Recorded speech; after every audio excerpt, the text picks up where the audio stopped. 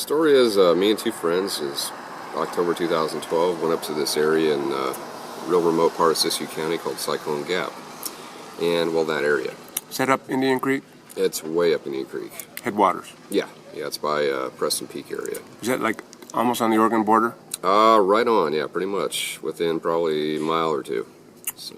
Pretty wild up there, huh? Yeah, there's hardly any foot traffic. I haven't really heard of any backpackers really going to that area at all. So it's kind of a no man's land. So are you guys going up to check out a mine up there? Yeah, we tried. We heard about some lost gold mine. We never did find it, but we went up for evening, night, and whole day looking for it. Never found it. Well, Shree and I were driving up the Elk Creek, and the roads had just gotten open after the winter, and we decided to take a look in some of the creeks up the Forest Service Road up at East Elk Creek there. We went up to a mine called the Cyclone Gap mine to just check it out, see what it was like. Well, what happened was we ended up, we get into this canyon and found a place to camp, and it was about dusk and just sprinkling rain a little bit, so we got some tarps out and stuff. And we look, all of a sudden we hear this big crash, and we look up on this hillside about half a mile across this hill, this canyon, and there's this rock slide. I mean, it was a big rock slide. I mean, it was coming down probably 800-900 feet down this cliff. So we're standing there just watching it go on for about a minute, and dust cloud goes up 500-800 feet into the air. We're all talking about that, and well, that's something else.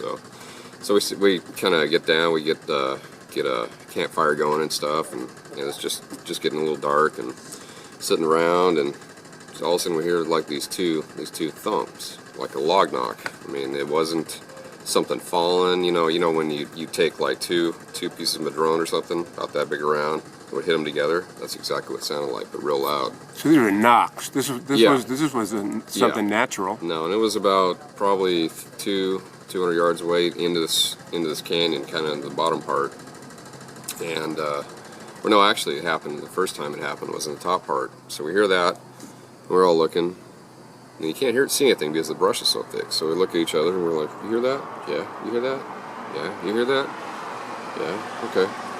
And we're just kind of sitting there in the quiet. It was just kind of eerie. So this is at your camp? Yeah.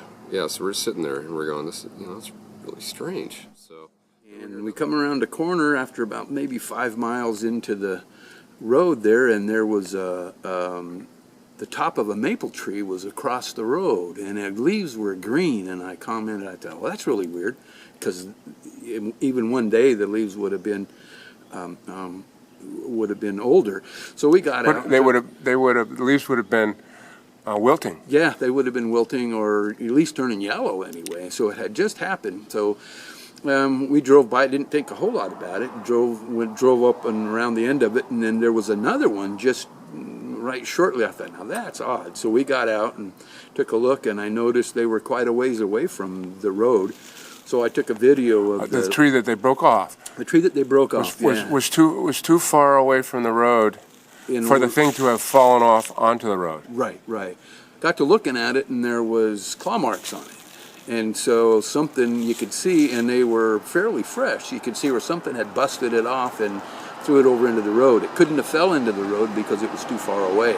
So I videoed that part, and we drove a little farther up the road, and there was a round of wood that had been cut off years ago to move a log out of the road, and it was setting in the road. It looked like it had been tossed there, kind of slid a little bit. So I just got out, and it was really heavy. I rolled it out of the way. We drove a little bit farther up the road, and there was some manzanita limbs that were broken off and laid end on end across the road. And so we went back and kind of took a look in the area. Didn't see a whole lot, but there was no car tracks. There was nothing else there. And no car tracks. It's all recent. No, any footprints? We looked around. We didn't see any footprints at all. But there was, and it was in probably a quarter of a mile distance, and it had just happened. I was thinking a bear, but the way that was broken off, a bear couldn't have climbed up there, broke it off, and got it into the road. I don't know if a bear can toss something like that, but a bear probably couldn't and wouldn't So, No. especially the manzanitas, they actually were like a blocking. They were like Yeah, some signal, yeah. don't go past this point. Yeah, that's what we thought. And So that takes intelligence. something did it, and there, like I say, the road it was May. The road had just been opened up. They had unlocked the gates, and we were going to go up and take a look. And you could see that there were no other tracks. And when we drove through, you could see if anybody had driven through there, you would have saw the tracks. So Once we got there, we set up camp, sitting around talking, enjoying the campfire, and we heard rocks getting thrown off the mountain. We dismissed it as just a rock slide.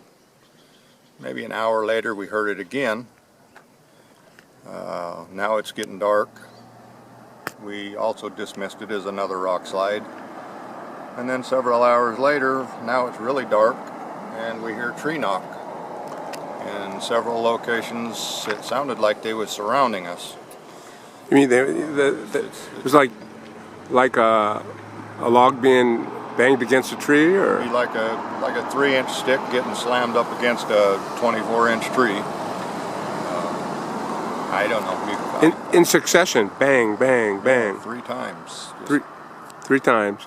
And then you heard it from multiple directions? Yeah, we heard it. Well, the rock slide was in front of us, so to speak, in 2 different locations, and the tree knock was behind us in 2 different locations at different times.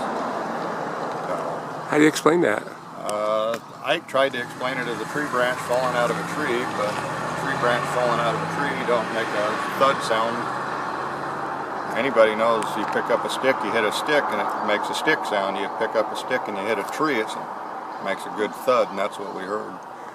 We hear that, and we're all looking at each other again. By that time, one of the guys has his 30-30. He's got it like this. Doug's feeling for his gun. I got my gun sitting in my lap. I'm looking. And then we hear this other big landslide on that side. I mean, just crashing. And this time it's dark enough and there's too many trees in the way we can see it. But here's another big landslide down there. So we're all looking at each other going, okay, I'm not crazy. You heard that, right? And everybody's like, yeah, we heard that. We heard that. One guy's dog sitting there just looking, staring. Didn't bark, just stared in that area. So, needless to say, after a few minutes, we're kind of nervous. So, hey guys, we'll go check it out. No, nobody want to check it out. So, I don't know, maybe it's a good thing. Maybe we miss seeing Bigfoot, but I don't know. We was heavily armed and scared to death. So there's no plausible explanation unless there was a bunch of people up there trying to get you out of there or scare you out of there. It's a 4-hour hike into the wilderness where there is no accessibility. There's no trails in there. There's nothing. It's just desolate. Yeah. It made me a little nervous, but I slept pretty good that night. Of course, I was packing pretty heavily as usual, so.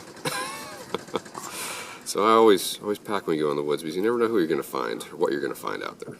They have these things give signals, you know. yeah. It doesn't sound like anybody's ever been attacked by one, but a lot of people have been frightened by them. Yeah. I kind of have a little funny theory that they'll reveal themselves to people who won't tell where they saw them at. I don't know. Highly intelligent. Yeah, I think so. I believe in them. I don't have any proof of it other than I would never reveal or anything that I thought would harm them if they were there.